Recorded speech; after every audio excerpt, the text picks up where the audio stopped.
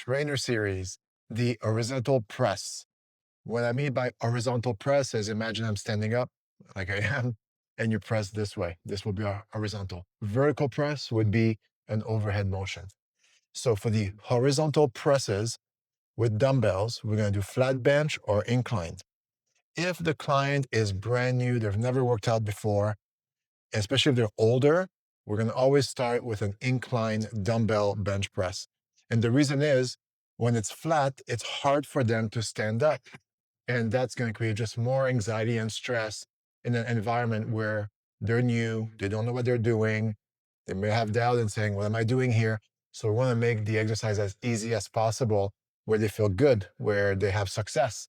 And so imagine I'm lying down here. I don't know what I'm doing. I'm like, how do I get up? And then this really sucks.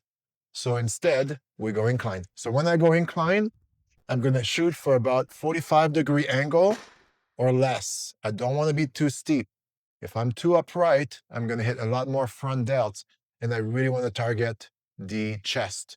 Okay. So I'm going to go here. Now, the bottom part, it's important. I will raise this as well. Just one notch, right? So their bum doesn't slide.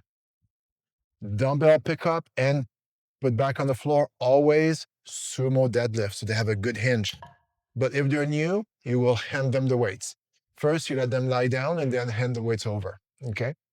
From this position, their arms are 45 degrees. The shoulder blades are in and down. I'll demonstrate that in a second. And then I want them to press over the shoulders.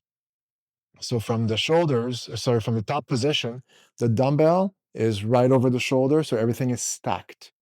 From here, I go back to beside the chest and then back to over the shoulders. So we have an arc.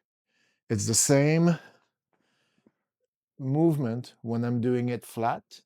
I'm going to go from beside the chest, armpit, to over the shoulder for the straight arm.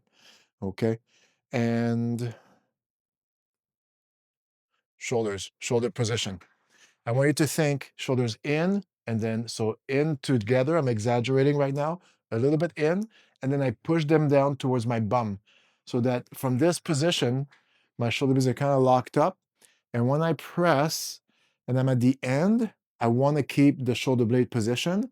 I don't want to reach this way and then round and lose the tightness in my back. I want to be in and down and then nothing else move.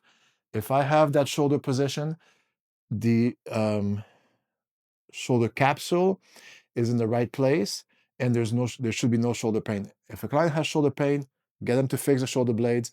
Often the pain goes away. Okay. And then the angle would really be 45 degrees for the upper arm, right? A common mistake would be at 90. Again, that's going to stress the shoulder a lot.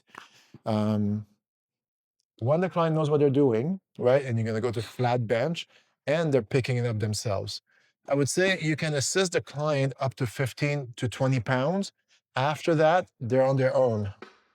It gets hard for us to pick the dumbbells from the ends like this, right? And there's a risk of, if it's too heavy, to drop it, falls on the client, falls on your toes. Not a good place to be.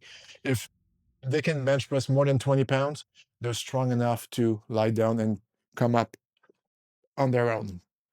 So I'd get the client to sit right at the edge of the bench because when they lie down, they're not going to run out of bench.